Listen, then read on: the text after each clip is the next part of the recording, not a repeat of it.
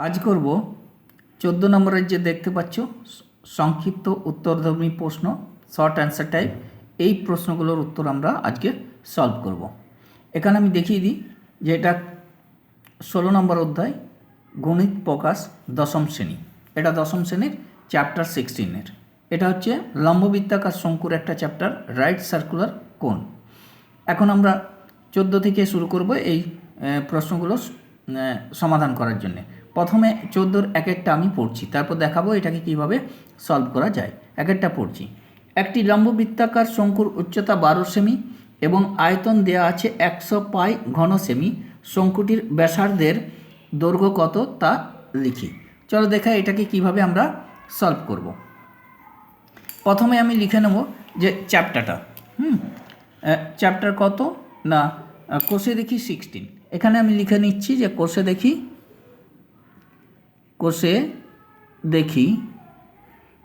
16। এটা 14-র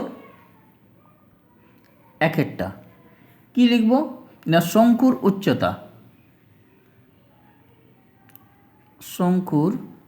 উচ্চতা কত দেওয়া আছে, h ইজিক্যাল টু 12 সেমি। আর কি দেওয়া আছে না শঙ্কুর আয়তন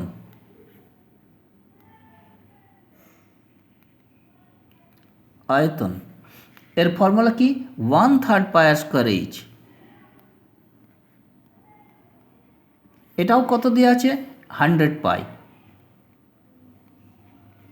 এখানে পাই পাই ক্যান্সেল হয়ে যাবে, এটা এইচের জায়গায় 12 বসিয়ে দেবো না 1/3 আর স্কয়ার এ ও 12 ইন্টু দিয়ে বসিয়ে দিলাম, এটা লিখব 100। 3 4 12 আর 4 25 100। তাহলে আর যখন আমরা বের করব √25 আর আর is equal two 5 semi.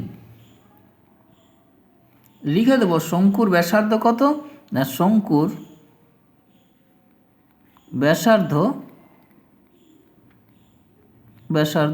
Is equal two 5 semi. এটা এক নম্বরটা আমাদের সলভ হয়ে গেল, এটাই অ্যান্সার সলভ হলো। এরপর আমরা যাব 2 নম্বরটাতে। 2 নম্বরটাতে কি আছে চল দেখাই, আমরা পড়ি। দেখো 2-এর নাম কি আছে, আমি পড়ছি 2-এরটা। একটি লম্ববৃত্তাকার শঙ্কুর পার্শ্বতলের ক্ষেত্রফল ভূমির ক্ষেত্রফলের √5 গুণ। শঙ্কুটির উচ্চতা ও ব্যাসার্ধের দৈর্ঘ্যের অনুপাত কত তা লিখি। চলো এটা কিভাবে সলভ করব দেখাই। আমি লিখব এটা 2 নম্বরেরটা। শঙ্কুর পার্শ্বতলের ক্ষেত্রফল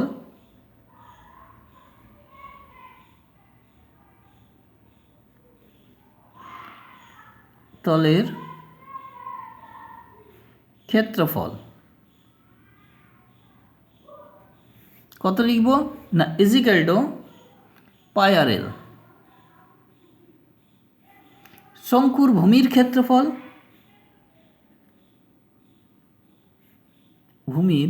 ক্ষেত্রফল ইজিক্যাল টু কত লিখব পাই আর স্কয়ার। হয়েছে। এবার এই দুটো বলে দিয়েছে যে পার্শ্বতলের ক্ষেত্রফলটা ভূমির ক্ষেত্রফলের √5 গুণ। অতএব আমরা লিখে দেব পাই আর এল ইজিক্যাল টু √5 পাই আর স্কয়ার। এখানে কি দেখতে পাচ্ছি পাই পাই ক্যান্সেল হয়ে যাচ্ছে, আর একটা কেটে গেল, এখানে রয়ে গেল এল ইজিক্যাল টু √5 আর। এখান থেকে আমরা এইচের শঙ্কুর উচ্চতা বের করে নেব। কী লিখব না শঙ্কুর উচ্চতা যেটা আমরা এইচ ধরি ইজিক্যাল টু কী লিখব না √এল স্কয়ার মাইনাস আর স্কয়ার, অর্থাৎ তির্যক উচ্চতা স্কয়ার মাইনাস ব্যাসার্ধ স্কয়ার। তির্যক উচ্চতা আমি কত পেয়েছি √5 আর তার হোল স্কয়ার মাইনাস আর স্কয়ার, এটা রুট থাকবে, ইজিক্যাল টু কত হবে না √5 এর হোল স্কয়ার 5 হয়ে যাবে, 5r square minus r square is equal to আসবে 4r square. 4r square is equal to আসবে 2r পেয়েছি। এরপর আমরা বের করব শঙ্কুর উচ্চতা ও ব্যাসার্ধের অনুপাত। শঙ্কুর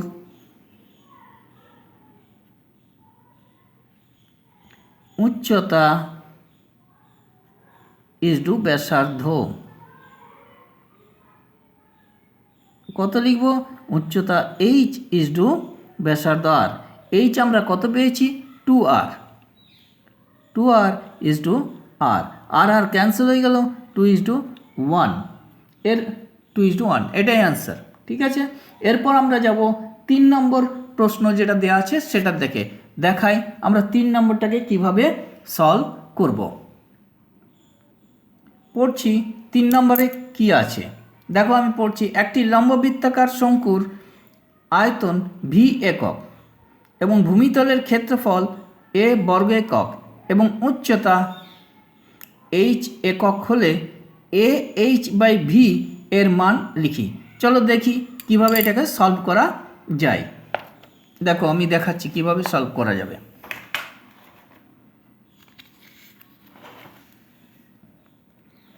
প্রথমে লিখব শঙ্কুর আয়তন, এটা 3 নম্বরের। শঙ্কুর আয়তন, এটা কি ফর্মুলা? 1/3 পাই আর স্কোয়ার এইচ।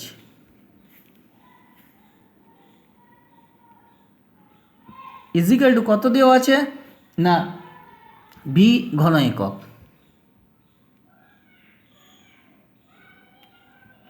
এরপর যাব শঙ্কুর ভূমির ক্ষেত্রফল।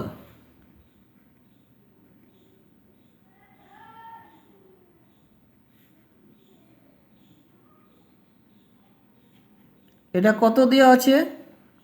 পাই আর স্কোয়ার ইজিক্যাল টু, এটা আর স্কোয়ার ইজিক্যাল টু এ বর্গ একক।